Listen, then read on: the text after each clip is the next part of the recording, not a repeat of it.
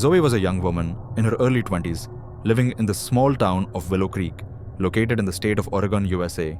She had recently taken up a job as a caretaker at a remote cabin resort, which was nestled deep within the dense forests on the outskirts of town.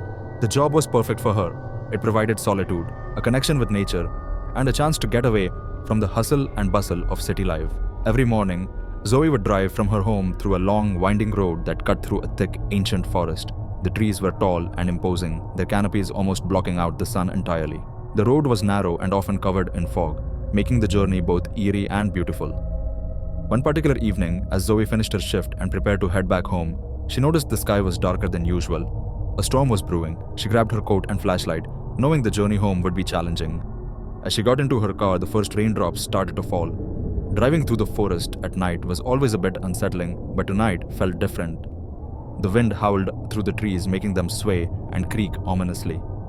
The rain was now coming down in torrents, and Zoey had to slow down to navigate the slippery, winding road safely.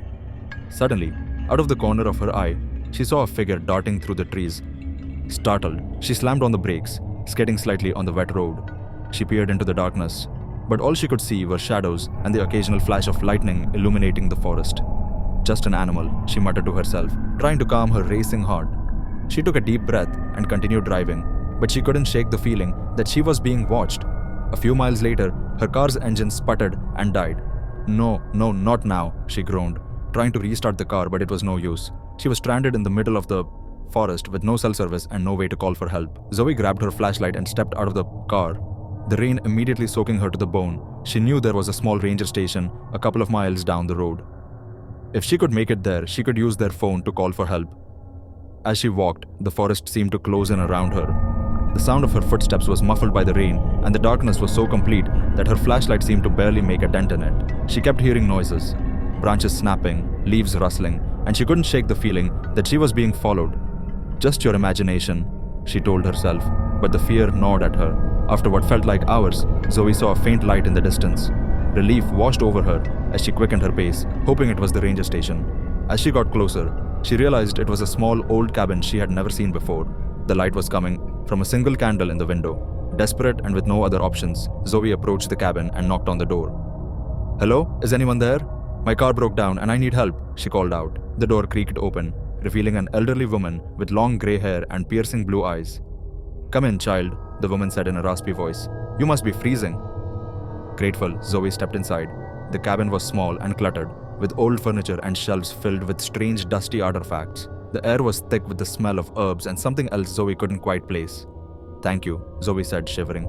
"My car broke down a few miles back, and I was hoping to use your phone to call for help." The old woman shook her head. "No phone here, I'm afraid, but you can stay until the storm passes. It's not safe out there at night." Zoey nodded, too tired and cold to argue. The woman handed her a blanket and a cup of hot tea. "Drink this, it will warm you up." Zoey took a sip, feeling the warmth spread through her body. As she sat by the fire, she couldn't help but feel uneasy. There was something off about the woman and the cabin, but she couldn't put her finger on it. "Do you live here alone?" Zoey asked, trying to make conversation. The woman nodded. "For many years now, the forest is my home." Zoey shivered again, but not from the cold. There was something in the woman's eyes that unsettled her. Hours passed, and the storm showed no signs of letting up. Zoey felt drowsy and realized she had been awake for almost 24 hours. The old woman noticed her fatigue and said, "You can rest here for the night. There's a spare bed in the back room." Zoey nodded, too tired to refuse. She thanked the woman and made her way to the back room. It was small and musty, with a single bed and a small window.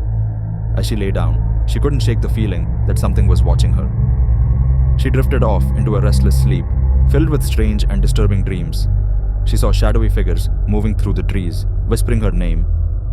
She dreamt of the old woman standing over her, her eyes glowing with an unnatural light. Zoey woke with a start, her heart pounding. The room was pitch dark, and she could hear the sound of someone or something moving outside the door. She reached for her flashlight, but it was gone. Panic set in as she listened to the footsteps getting closer. She remembered the candle in the window and realized she had nothing to defend herself with. The door creaked open, and the old woman stood there, her eyes now a sickly yellow. "Time to leave, child," the woman said, her voice no longer kind, but menacing. Zoey scrambled out of bed and bolted for the door, her mind racing with fear. She ran out of the cabin and into the forest, the rain still pouring down. She didn't know where she was going, she just knew she had to get away.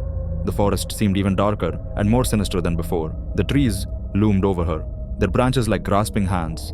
She could hear the old woman's voice behind her, calling her name, getting closer and closer.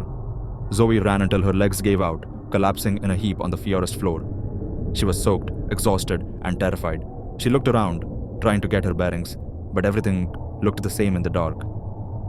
Suddenly, she saw a faint light in the distance. Hoping it was the ranger station, she summoned the last of her strength and headed toward it. As she got closer, she realized it was her car, headlights on, engine running. Confused but desperate, she climbed into the car and slammed the door. The engine roared to life, and she sped down the road, not daring to look back. She didn't stop until she reached her home, collapsing in a heap on her living room floor. The next day, Zoey reported the incident to the local authorities, but they found no trace of the old woman or the cabin. The road where her car had broken down was clear, with no signs of any disturbance. Zoey never took that job again, and she avoided the forest at all cost. She couldn't shake the feeling that the old woman was still out there, watching, waiting. The memory of that night haunted her dreams, a constant reminder that some things in the dark should never be disturbed.